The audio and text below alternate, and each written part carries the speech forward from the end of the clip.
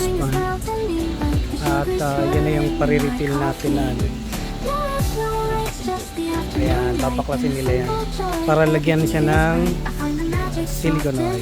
So ayan na guys, papakita namin sa inyo kung paano nila lagyan ng silicone oil yung ano, yung clutch pan na nagiging cause ng paghina minsan ng aircon. So as preventive, wala namang issue yung sa clutch pan natin, no? Dahil going to 10 years na siya this December 2025, papapalitan lang natin yung ano. So kaysa naman bumili ka ng isang buong clutch pan, grabe, 8,000 din yung price nun. Mas maganda nang maging maagap ka kaysa dun sa nasira mo na saka ka bibili ng bago. Medyo pricey at saka sa bulsa dahil 8,000 plus yung isang buo niya.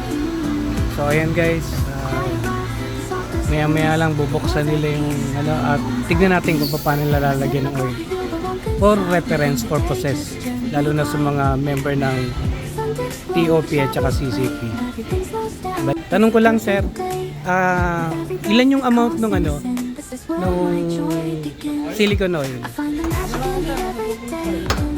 0.5. So 0.5 yung total. Kasi papalitan natin siya ng silicone oil, di ba? Ayun. And guys, for reference, no, 0.5 yung ilalagay na pagpalit. 2.5 correct yun. So yun ang gagawin, no? 2.5. Hindi sosobra, hindi kukulang, kailangan 2.5 dun sa tamang amount ng silicone oil.